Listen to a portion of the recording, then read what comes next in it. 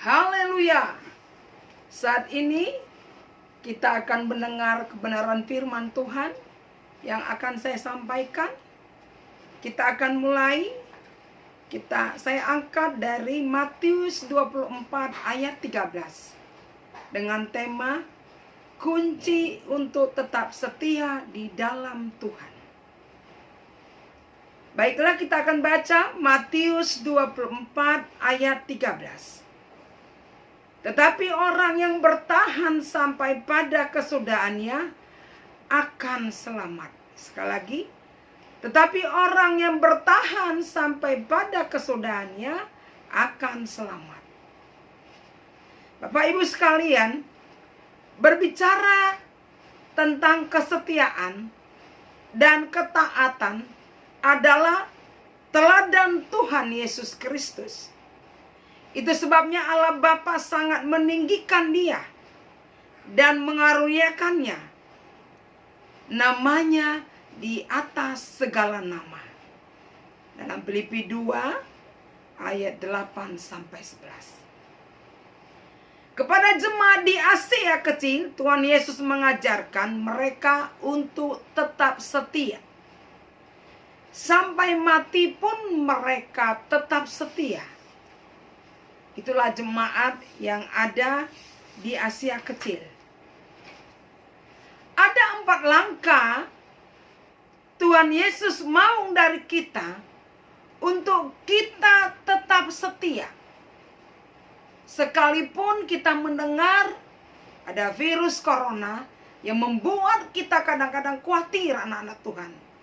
Tapi firman Tuhan malam hari ini mengingatkan kita supaya kita tetap setia.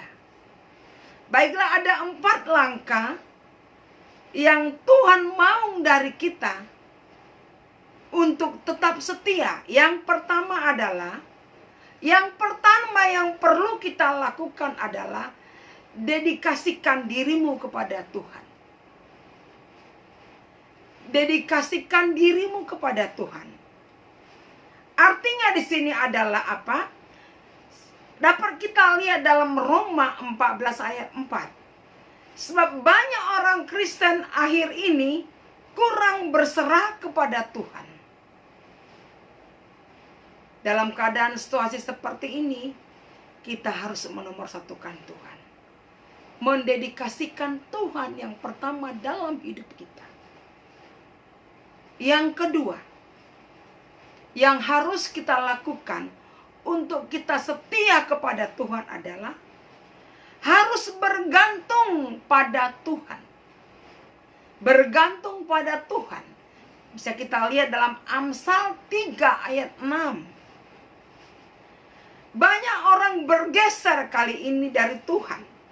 Dari rencana mereka buat bergantung kepada kekuatannya sendiri atau orang lain, dan akhirnya gagal.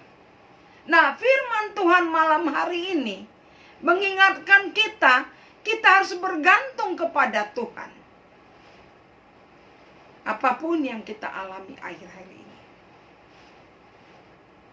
Itu yang kedua. Yang ketiga, untuk kita setia kepada Tuhan adalah harus tetap bersukacita. Bersukacita di dalam Dia. Dalam Filipi 4 ayat 4.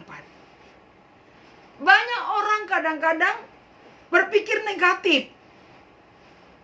Ketika ada masalah datang dalam kehidupannya, lalu putus asa. Berserah. Menghadapi masalah. Bukan berserah kepada Tuhan. Banyak orang terjadi di sana sini saat ini. Kejadian-kejadian yang akhirnya banyak karyawan yang dirumahkan. Hal ini membuat kita kurang sukacita. Tapi firman Tuhan malam hari ini membuat kita harus bersukacita. Apapun yang kita hadapi. Saya di 2 minggu stay di rumah. Tidak bekerja. Tapi saya percaya ada maksud Tuhan. Kita bisa melayani Tuhan lewat apa? Seperti saat malam ini. Lewat pujian. Tetap ada sukacita sekalipun banyak yang kita lalui tantangan. Yang keempat adalah harus rajin datang untuk Dia. Artinya apa? Nanti coba dilihat dalam 2 Korintus 5 ayat 14. Banyak orang begitu peduli dalam menyenangkan dirinya sendiri, namun mereka malas dan masa bodoh perihal perkara-perkara rohani. Banyak terjadi saat ini seperti ini. Tidak peduli ada yang terjadi di luar sana. Yang penting bagi dia, saya happy di rumah. Saya stay di rumah.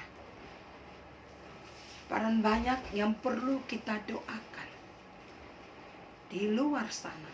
Kita bisa berdoa dari rumah.